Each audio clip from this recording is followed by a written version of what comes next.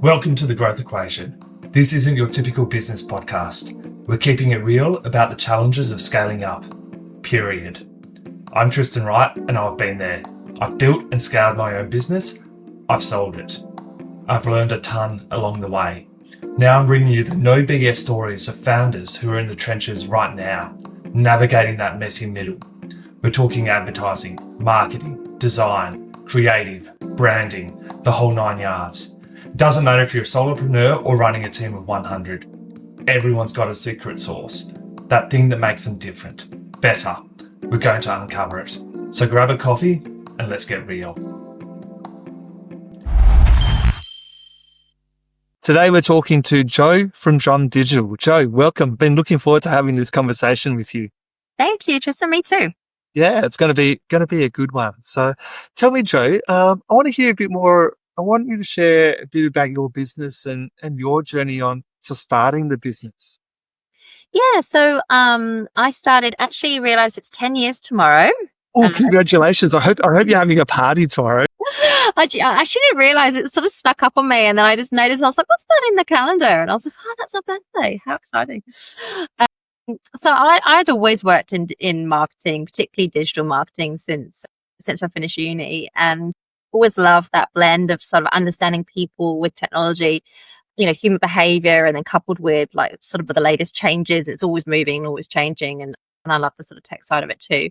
And always worked client side. So I'd always been the digital marketer through various different places through the UK and through Australia, looking at I worked at Grades Online and news.com.au and AICD. And then when I finished up at the Professional Association, AICD, I thought it was time. I wanted some flexibility around my work, and I was thinking about going out on my own. And from my experience of being a client for an agency, I had a good understanding of what I wanted the service experience to be like. And so I decided I wanted to start my own agency where I would do operate the way that I would want to be looked after as a client, which was how the agency started. It's definitely a very steep learning curve to begin with, learning about agency life, which I came in pretty cold with. But I had a mentor who's helped me along the way and really shown me the way in terms of pricing and scoping and all the things that can kind of sneak up to you that you don't really have to worry about when you're in-house a marketer. Yeah, like you in-house, you've just got to worry about delivering the service. You've got that vertical only. As soon as you go and set up your own business, you've got to deliver the service. You've got to look after staff. You've got to look after clients. You've got to do pricing. You've got HR. You've got compliance. Mm-hmm. So I imagine, it was definitely a steep learning curve, and you're lucky you had someone to help you set up the business or help you with the mentoring. Yeah, absolutely. Yeah, I wouldn't have been able to do that without. He was a big help, but also when I first started using HubSpot, HubSpot partner program was really good as well, just giving me some pointers around structure and setup, and they were really helpful too, just to particularly around the sales process and how we can collaboratively work through the sales process with prospects to make sure we've got great solutions that are work for them. Yeah, awesome. So 10 years ago tomorrow. So the business is 10 years old tomorrow. Yes. I imagine it's slightly different to when you first set up. I'm guessing first couple of years you were doing it part-time, day job, whatnot, and now today you've got a team. Yeah. Yes and no. I mean, because when I first started my business, funnily enough, I was actually pregnant with my first child.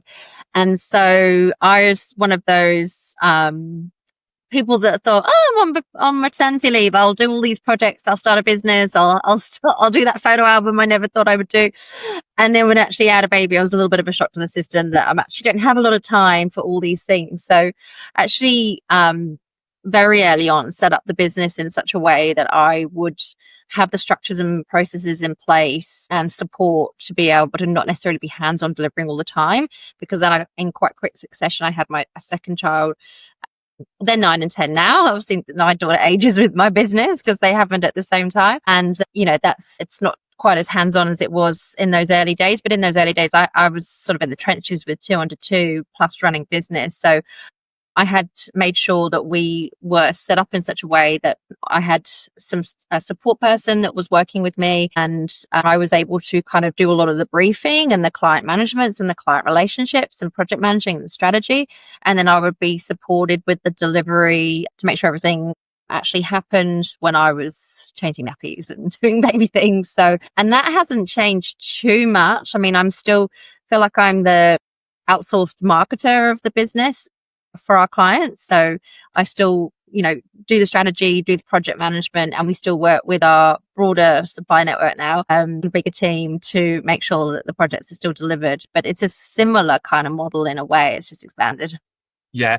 So what's your headcount now? What does it So look like? we've got 3 of us now, and we've got a network of, I'd say, about 10 to 15 different suppliers, which constantly is growing. And the reason for that is we're not a cookie cutter agency, and the fact that we do one service, and that's the problem that we have, what we find for clients that we fix. We actually very much look at their entire ecosystem and work out where things are going really well, where are their gaps, and try and work out where the biggest opportunities are, where we can help, and then tailor the solutions around that, which does require often quite different skill sets and resources depending on what the problems we find. So why did you choose the model to be bespoke almost and have multiple solutions as opposed to niching into one area? It's a good question. I've often asked myself that because I think the challenge it certainly creates is in positioning and being able to really niche down. Like, we do one thing and do it really well. And I think it just bore out of the fact that was my background. I was an in-house marketer that had a broad skill set, and I wanted to look at that whole holistic picture and think strategically. Um, and that's just how I feel like we get the best solutions for clients, that we can do that full audit across all of their different channels and say, okay, your SEO is excellent, but you need to work on content over there, or the other way around. It's like your website's beautiful, you've got great content, but no one can find you because maybe SEO is a problem, or we need to do some paid activity depending on what the challenges are. I like doing that detective piece up front to try and work out where the biggest gaps are and the biggest gains, depending on our target audience, who they're trying to reach, and align a strategy to that. So it just makes it always different. It's quite varied. It keeps it really interesting for me. But I think it also aligns to my more broad skill set. Yeah, fair enough. Now, easy journey from along the way? Has it been smooth sailing? No. It's a leading statement. Said no business owner ever, I don't think. I mean, as I say, the early years, getting established, getting set up with our kind of web offering and business structure.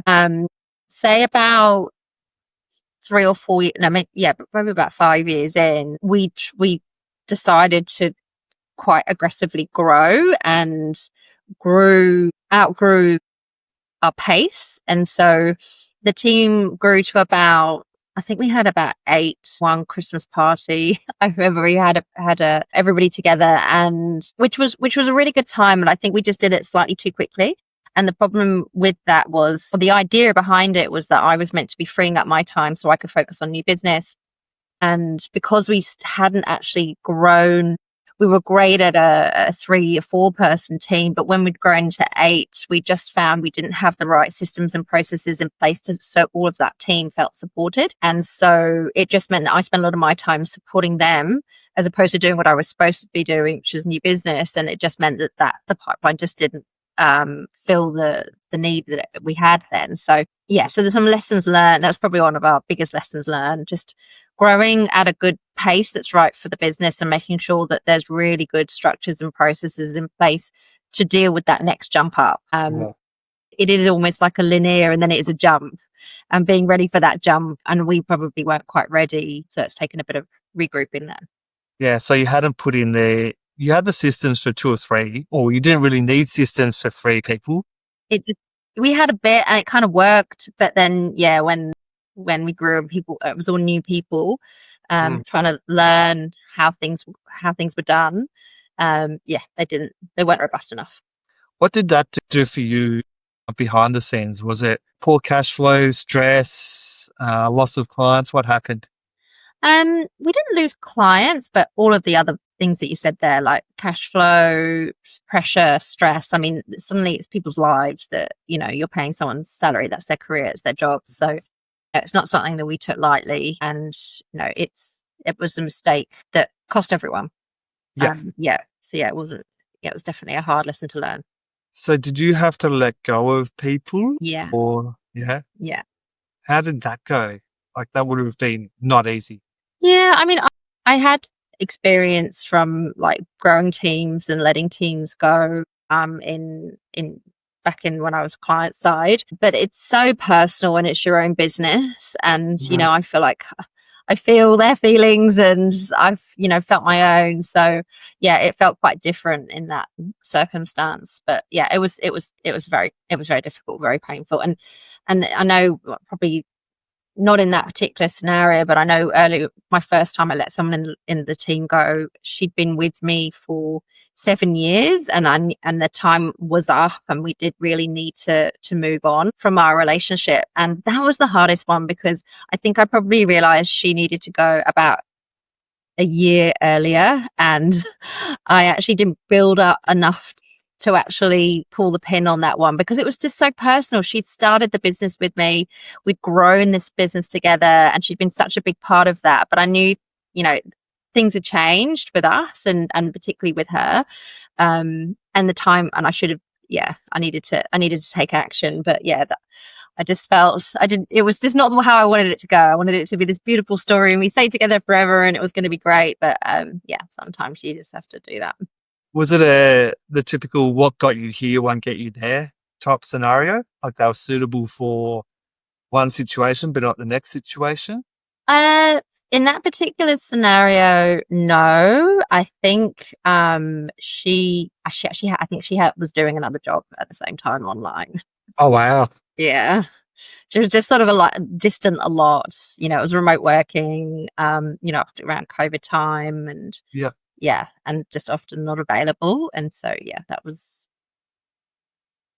And so you were trying to do the right thing, or hadn't worked up the guts to let it go? Oh, I just knew things weren't good, but I just felt this such a fierce loyalty to her, which is ironic. Yeah. She wasn't going that way back. And so and then the time was up.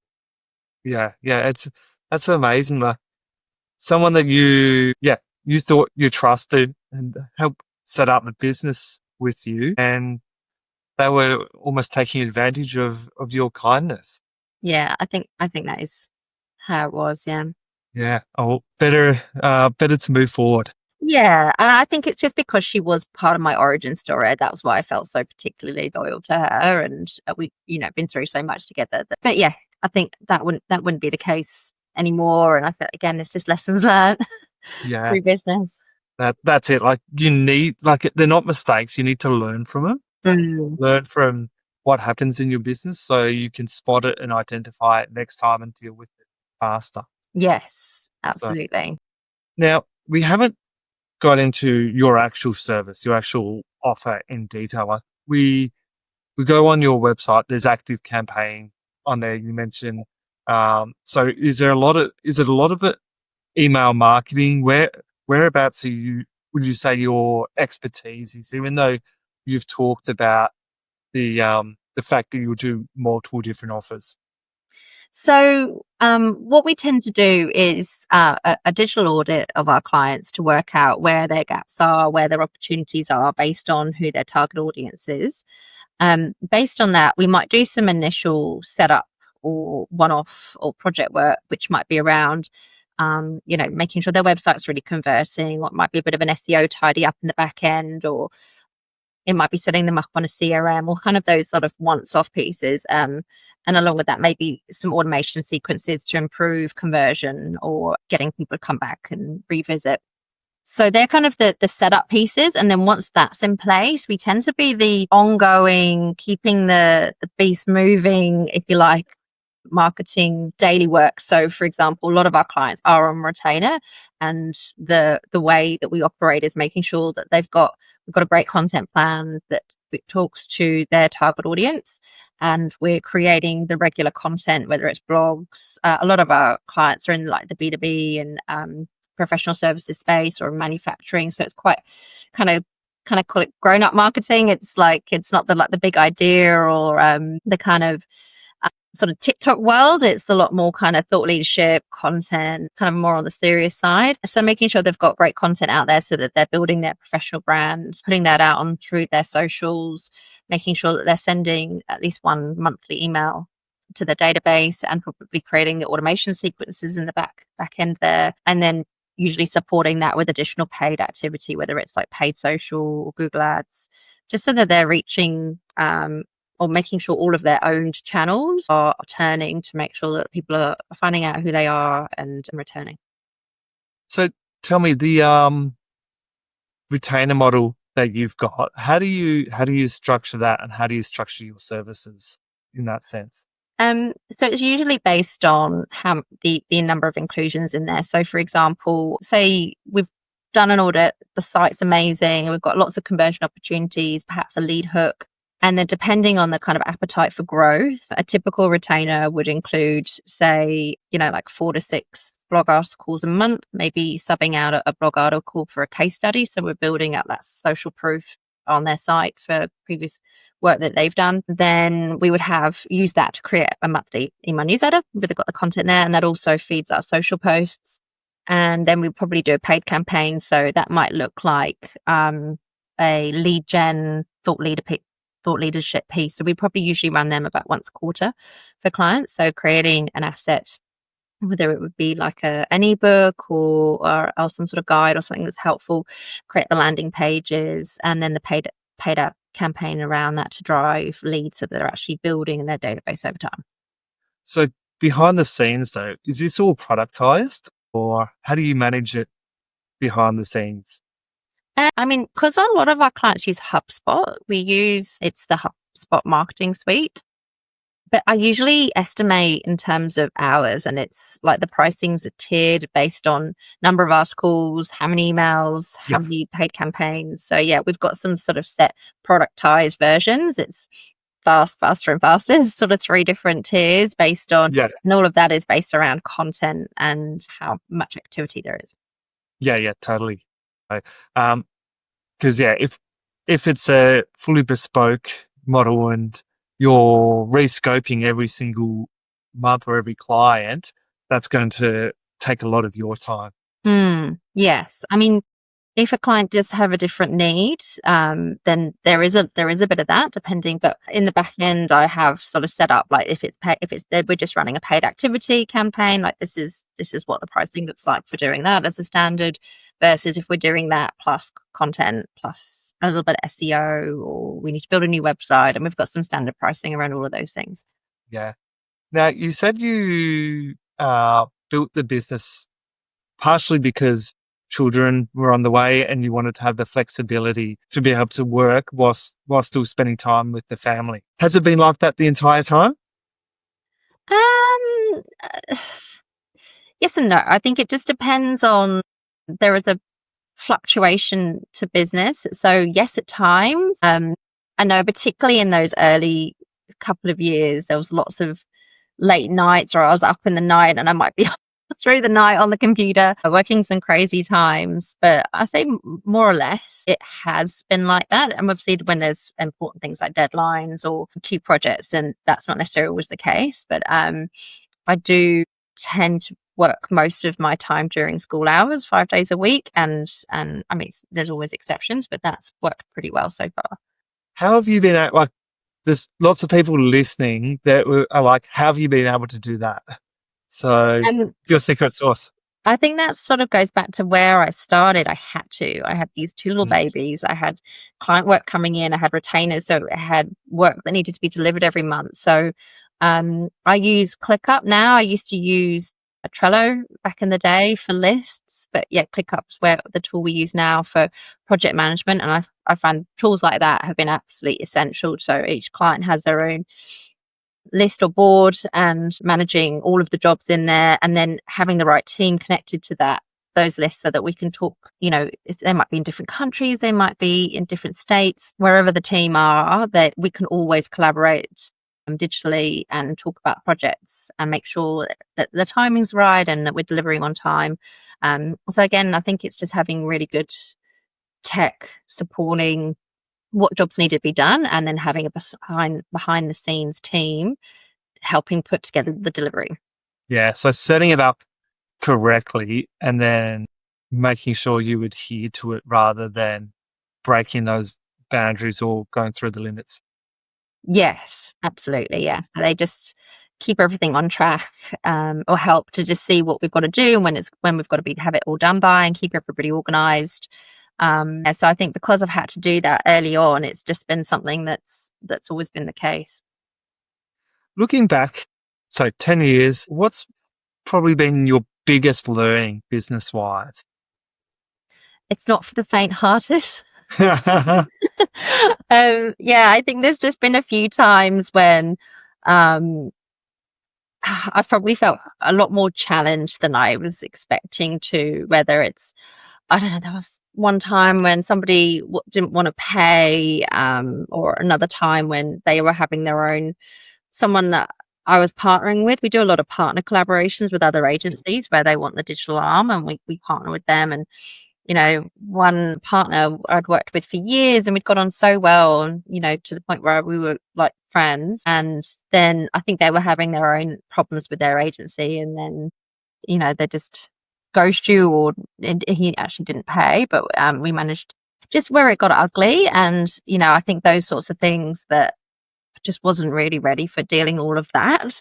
I just thought, you do good job, you get paid. It's simple, but yeah, there's a whole human element that steps over that can get in the way and create some complexities and challenges that personally were quite challenging. But again, I feel we've got a good team, good systems and structure to make sure that to limit those things, and getting paid up front and all those sort of things, so that What do your terms look like? How do you manage them? Like, I'm assuming you've adapted them over the.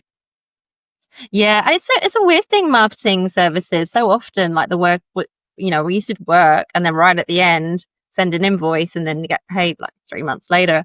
And so, yeah, we don't operate like that anymore. It's very much, if it's a project, it's 50% upfront. And then again, on a completion, if it's a bigger project, we might even break it into 3. And for retainers, it's the beginning of the month. Yeah. And it's not the end of the month, it's the beginning of the month before you start your work. Yeah, and because we are often starting, it's, the July activities that we have planned for this month. I mean, they started this month. We are starting ahead of time so that we're ready to get content rolling in July. Yeah. You've got, otherwise you're going to be out of cash, because you've got to pay your staff before the money even comes through. So if there's one thing you could change about the way you've run the business over the last 10 years. I think I could change. I think I probably, in the last 6 months, I've started seeing an NLP matrix therapies coach, which is all around this sort of limiting belief. And I think that we can kind of get to certain points of our career and be our own problem and be the only people that are holding ourselves back. And I think I probably would have started that journey a bit sooner and a bit earlier if I could have changed that and actually made sure that everything I was doing was set up for growth and success, and wasn't letting my own limiting beliefs ever slow me down, which I feel like is what I'm sort of working through at the moment, what that looks like moving forward, and trying to make sure that we keep growing. And there's still bigger things ahead. A lot of people don't know what they're capable of. We default to it's not possible because we haven't seen it happen, or we haven't seen it happen enough. So, and I think for me, it's like, it's been like being okay with being like, what's holding me back from say like landing an excellent new client. Like maybe it's like a fear of being, well, actually I might get really busy and then I might not have time, and I might be under pressure, I might be stressed. And so then kind of bringing in some self-sabotaging to actually make it so that doesn't happen. Whereas if I can kind of clear some of that stuff, then there's a clear path to actually do what you want to do without, kind of getting in your own way by self-sabotaging or whatever it might be. And it also depends on what you really want, and Mm. actually being clear on what you want and how that looks. So you don't have to grow if you don't want to, or you might want to make lots of money. That's cool. What does it look like? You need to have clarity on what that looks like, Mm. because you end up if you don't have the clarity, you end up sabotaging yourself as well. Yeah, I think that's it. Being clear and being really comfortable because everybody might say, oh yeah, I want more money and I want more clients and I want more this. But then when you actually think about it, does it feel all right? And I think for me, maybe it didn't. And I think and there's been a whole load of work going on to try and make myself feel happier about the idea of, growing and doing more of those things, which, where there's been some limiting thoughts that have made it actually feel more uncomfortable to actually want to grow and do more. Yeah, because now you're like, okay, yeah, I want to grow, and you've got a bit more clarity potentially on what that looks like and what energy is required to achieve that. Mm, Because you're not necessarily, you can't get it overnight. There's steps that you need to take to get there. yeah, absolutely. What does the industry and the business look like for you in 5 years? They're two separate questions almost. Yeah, I think I really love what I do. I feel really lucky that I can say that. So, I know when my friends and family complain about work, I just can't. I'm so lucky I don't have to do that. So, there's not a lot I actually want to change about the work. I think as I'm getting older and learning about myself, I probably want to just focus on the bits that I like the most. Like I like people. I'm probably want to be more kind of hands-on and, in person with clients and less hands on the tools, which I'm still doing a bit of both at the moment, where I think in the next few years, I think that's where I really get energy is from people and more face to face. I think that's probably where I'd like to change things. In the industry, I mean, AI is our biggest changing. I actually discovered for the first time. I've been using AI in the business well, I don't know how long. I'm just going to say a year, but I don't even know if it's been that long. Um, and I discovered today that the voice AI, where you can just chat, I haven't been using that before. And just They've only just come out recently. oh, has it? Oh, okay. We're going on a trip next week, and I was on a drive this morning to a meeting, and I was like, "Teach me conversational French," and we were just doing back and forth, and she taught me all these amazing phrases, and I was like, "Wow, this is so good." So, yeah, there's so much that's just changing so fast, and I love that. This is kind of why I love my industry and where it is, because it doesn't stay the same. It's not like part of marketing that just kind of is once you've got the secret sauce, it just stays that way. Like it's just changing and all the time. And yeah, for me, that keeps it really exciting. How is that going to impact your business? Like, are you going to have to change up your services or the way you do things?